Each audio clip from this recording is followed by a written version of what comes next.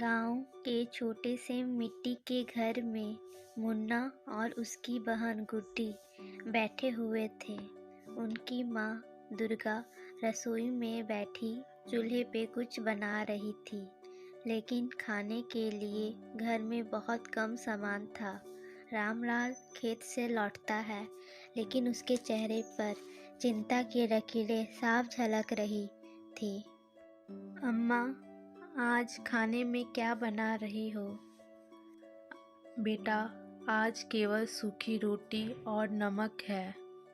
मुन्ना को ये सुनकर थोड़ा दुख होता है, लेकिन वह अपनी बहन को हंसाने के लिए मजाक करता है। गुड्डी, देखो, आज हम राजा महाराजा की तरह खाना खाएंगे, शाही नमक रोटी। गुड्डी मुस्कुराती है, लेकिन उसे भी भूख लगी थी। रामलाल चुपचाप बैठकर सोच रहे थे कि किस तरह परिवार को इस गरीबी से बाहर निकाला जाए। उनका खेत साहूकार श्यामलाल के कर्ज में डूबा हुआ था और अगर समय पर कर्ज नहीं चुकाया गया तो खेत भी चला जाएगा। अगले दिन मुन्ना स्कूल जाता है। वहाँ उसका दोस्त रवि नई किताबें और टिफिन में अच्छे अच्छे पकवान लाया था। रवि मुन्ना को देखकर मुस्कुराता है।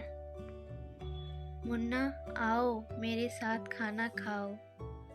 मुन्ना पहले मना करता है, लेकिन जब रवि दोबारा कहकर उसको बुलाता है तो वो चला जाता है खाना खाने को। उसे एहसास होता है कि अमीर और गरीब के जीवन में कितना फर्क होता है।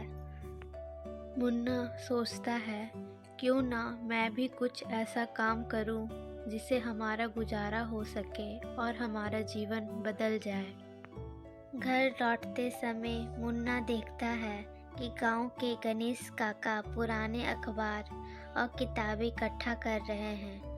वह जिज्ञासा से उनसे पूछता है, काका, आप ये सब क्यों इकट्ठा कर रहे हो?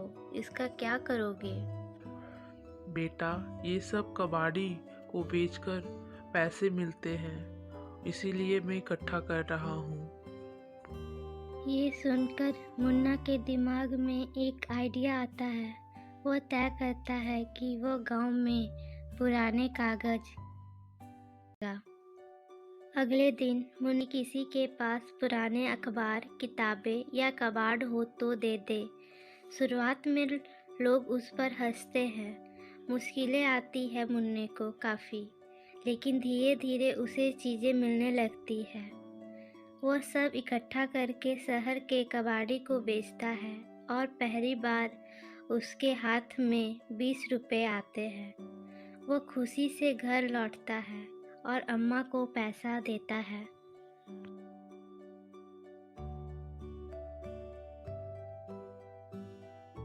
मुन्ना, ये कहाँ से आए? अम्मा, मैंने कुछ मेहनत करके इसे कमाया है। अब हम भूखे नहीं रहेंगे। ये सुनकर अम्मा की आंखों में खुशी के आंसू आ जाते हैं।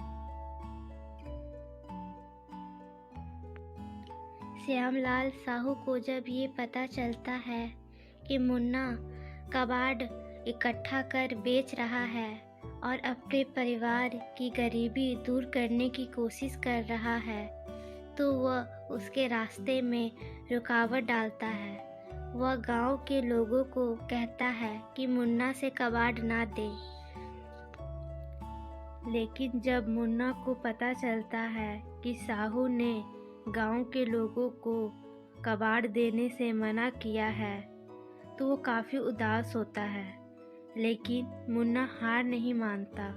वह शहर जाकर वहाँ के दुकानदारों से संपर्क करता है कि उनसे कबाड़ इकट्ठा करने लगता है। धीरे धीरे उसकी कमाई बढ़ने लगती है। कुछ ही महीनों में मुन्ना कबाड़ बेचकर इतने पैसे बचा लेता है कि वो अपने पिता का कर्ज चुकाने में मदद कर सके। एक दिन जब साहूकार खेत हड़पने आता है, तो रामलाल गर्व से उसे पूरा कर्ज चुका देता है। श्यामलाल हैरान रह जाता है कि इतने सारे पैसे कहाँ से आए रामलाल के पास। तब उन्हें पता चलता है कि ये पैसे उन्हें उनका बेटा मुन्ना ने दिया है। हमारा खेत हमारा ही रहेगा। शाबाश बेटा, तुमने साबित कर दिया कि सच्ची मेहनत से गरीबी को हराया जा सकता है। मुन्ना मुस्कुराने लगता है। गणेश काका, अब हम गरीब के दिन खत्म हुए। हमारे घर भी अब अच्छे खाने बनने लगे हैं।